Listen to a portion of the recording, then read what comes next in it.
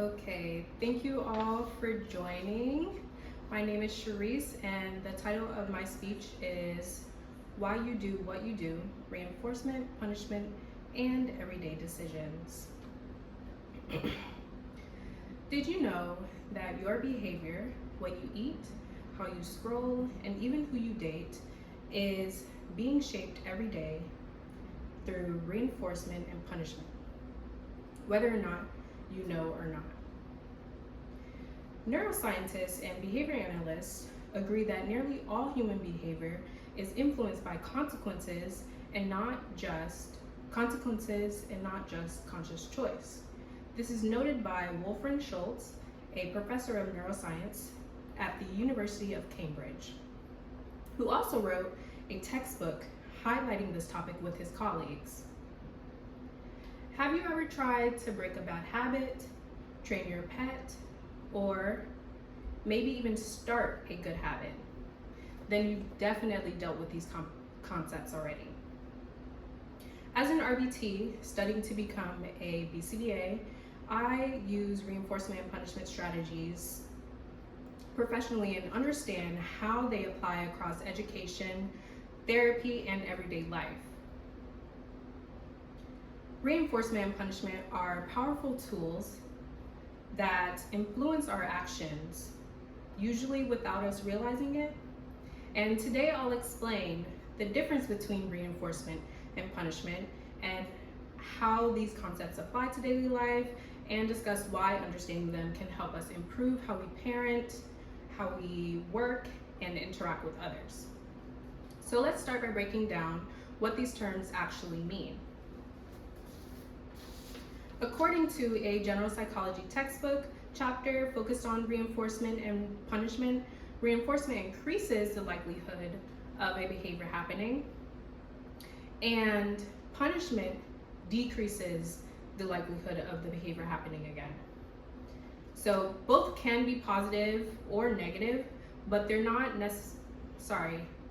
both can be positive or negative, but they're not necessarily good or bad. So the positive adds something and the negative removes something. So for example, let's say there's a child doing homework. They don't usually do their homework on time, and maybe they slack off a little bit. So you see them doing their homework on their own and you give them praise. That would be positive reinforcement, because you are giving something positive to reinforce the behavior. You want it to happen again. Now that you know what these terms mean, let's see how they show up in your life. So as adults, we go through many new things that we have never experienced before. According to Georgia Turner and her colleagues, who wrote a journal surrounding the topic of psychiatric neuroscience and therapeutics, social media is one of the most influential reinforcements for us. So for instance, likes. You post a picture or a video or anything on social media, and what you're looking for is engagement. So let's say you get a bunch of likes on your photo or video or whatsoever. That is positive reinforcement, because you are getting something, right? The likes, and it's reinforcing your behavior. You're likely to post again if you receive a bunch of likes. And on the flip side, maybe you don't get many likes, then that would be negative punishment. You're not receiving much, and you're probably not going to post as much either. Now let's say work. So you're at work and you're creating a presentation to present to your fellow colleagues.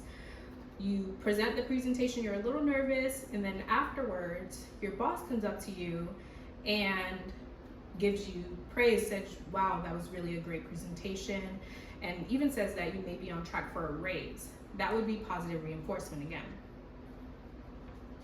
And in romantic relationships, so a negative punishment would be the silent treatment. So Let's say you do something that your partner doesn't like and they end up giving you the silent treatment. That would be negative punishment because they're taking away something in order for the behavior not to happen again. Now, it may not be the best way to communicate that, but again, it's just a great example to show you what the definition means. So, what do we actually do with this knowledge?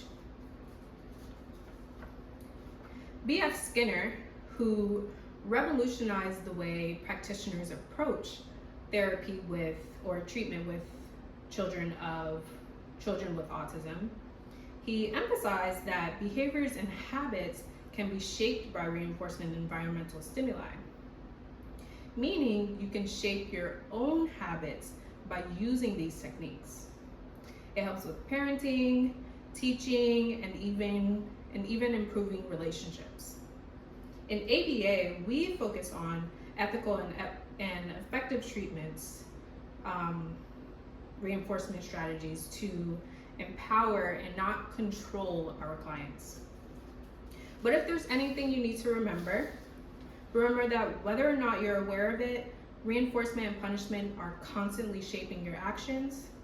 And today we explored what reinforcement and punishment really are, how they weaved into our daily lives, and how we can use that knowledge to our advantage. So the next time you catch yourself grabbing your phone just to check how many likes you have, remember that that is positive reinforcement, and that's okay. Thank you.